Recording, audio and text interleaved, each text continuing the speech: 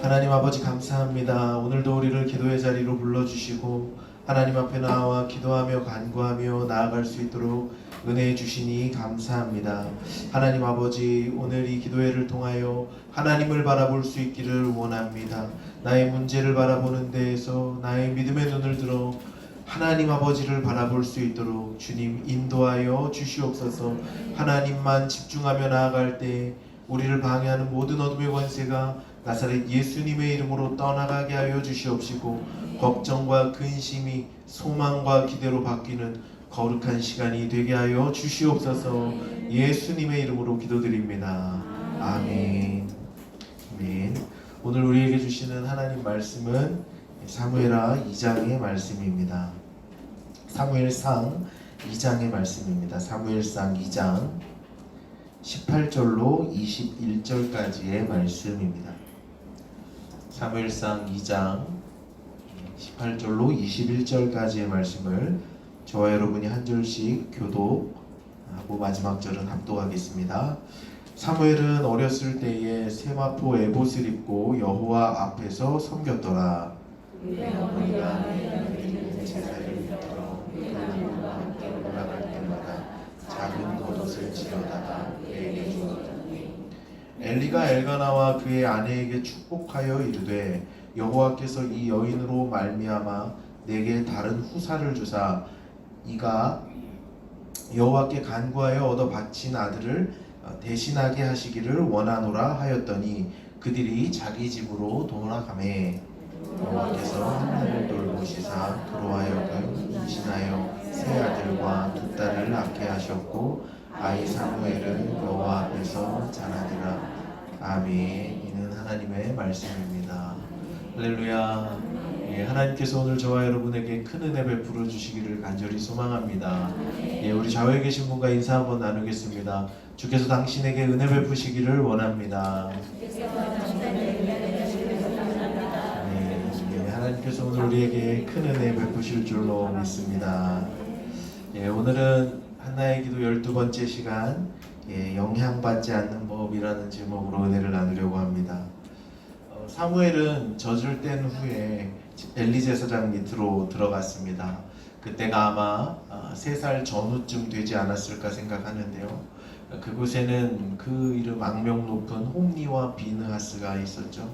우리는 지난 2주간 홈리와 비느하스가 어떤 사람이었는지에 대해서 나눠봤습니다. 홈리와 비느하스는 벨리알이라는 단어로 묘사되는 사람이었는데 그 뜻은 무가치하다는 뜻이었습니다.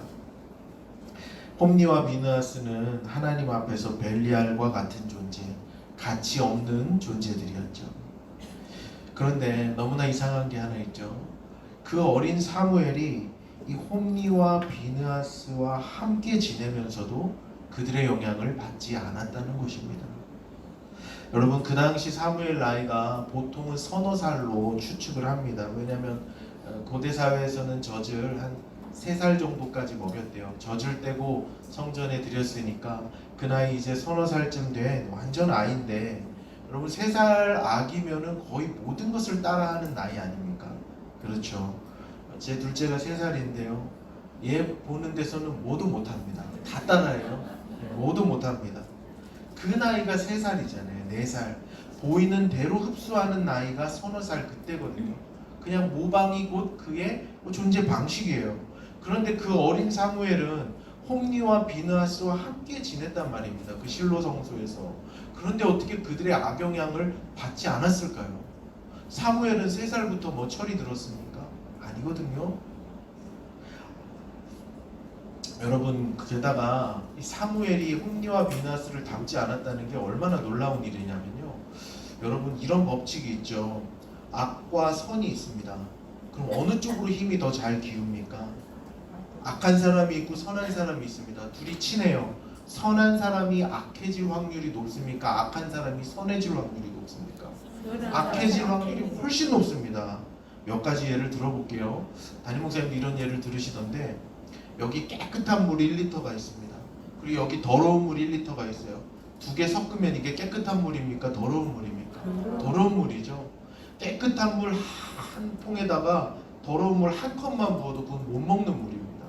더러운 물 한 컵을 정화시키려면 수만 배의 물이 필요하다고 하잖아요. 성실하고 착실하게 사는 사람을 도박판에 앉혀서 도박꾼이 되게 하는 게 쉽습니까? 도박에 빠져 있는 사람을 성실하게 만드는 게 쉽습니까? 예, 이게 훨씬 어려운 거예요. 훨씬 어려운 거. 이단도 같은 원리입니다. 정통으로 교회 잘 다니는 사람 이단 한번 만나면 그냥 이단으로 가는데요. 이단에 빠져 있는 사람 정통으로 데려오려면 순교의 피가 필요합니다. 이 세상은 악이 너무나 쉽게 전염되는 세상이에요. 한 가지에만 더 드리겠습니다.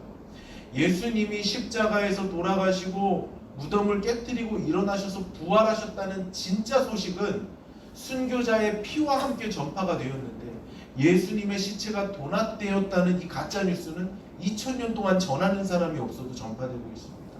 악이 훨씬 쉬워요. 악에 물들이는 게 훨씬 쉽습니다. 그런데 어떻게 그 사무엘, 삼척동자 사무엘은 홈리 비느하스와 함께 먹고 자고 지내면서 물들지 않았을까요? 여러분, 우리의 자녀손들도 이렇게 크면 좋지 않겠습니까?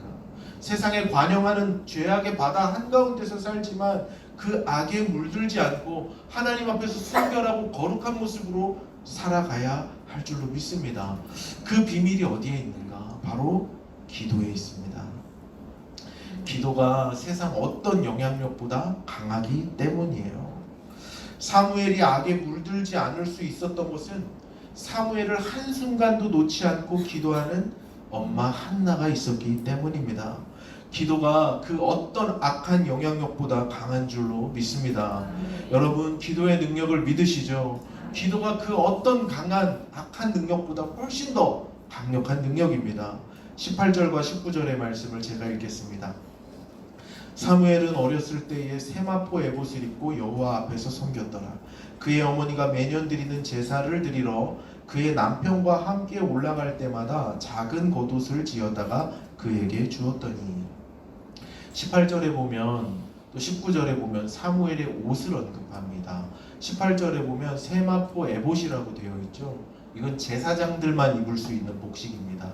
어려서부터 사무엘이 세마포 에봇을 입었다는 이 기록은 어려서부터 사무엘이 제사장 훈련을 받고 자랐다는 것을 뜻해요.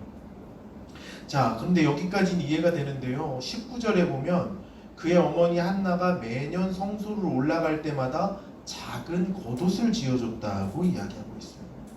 여러분, 이렇게 한번 생각을 해보십시오. 1년에 한 번 그 내 목숨보다 귀한 그 어린 아들 만나러 성소에 올라가는데 한나가 옷만 챙길까요? 그러지 않았을 거예요. 여러분, 1년에 한 번 아들 만나러 가면 옷 한 벌 챙겨 가시겠어요? 그렇지 않죠. 그 아이가 필요한 것 다 챙겨갈 거 아닙니까?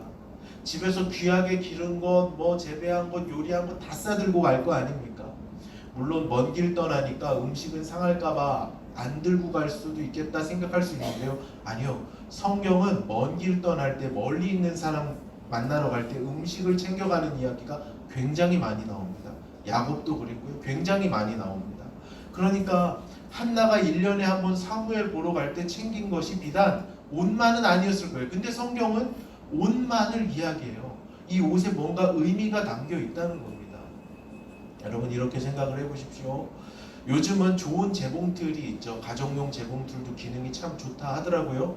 그 재봉틀 있으면 여러분 옷 한 벌 하루 만에 지을 수 있으세요? 직업적으로 옷을 만드는 사람이 아니면 좋은 재봉틀 가지고도 옷 하루에 한 벌 만드는 게 쉽지 않습니다. 그러나 이 고대 시대의 아주 원시적인 사회에서 옷 한 벌 만드는데 얼마큼 걸렸을까요?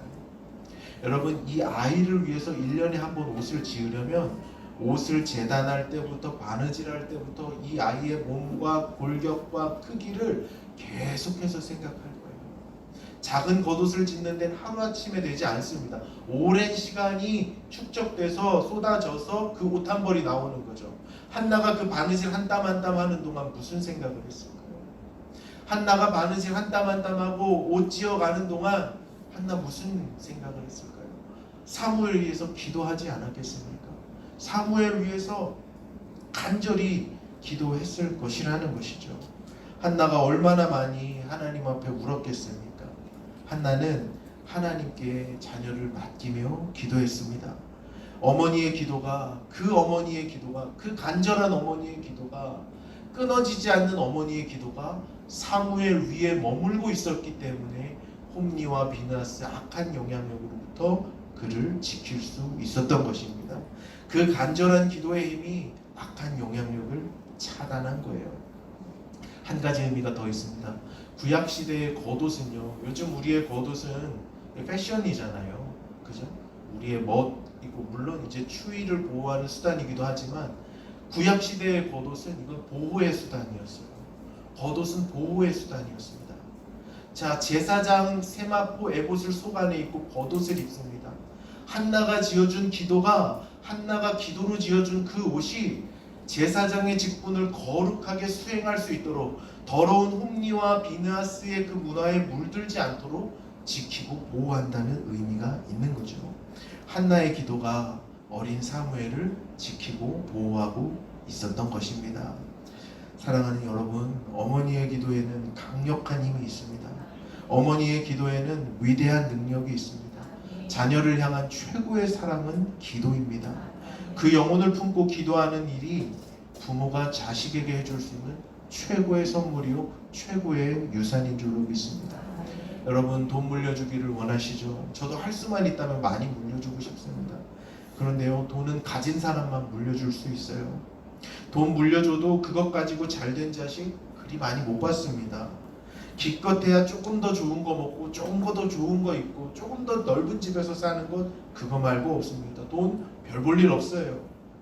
여러분, 자녀에게 좋은 교육도 시켜주고 싶으시죠?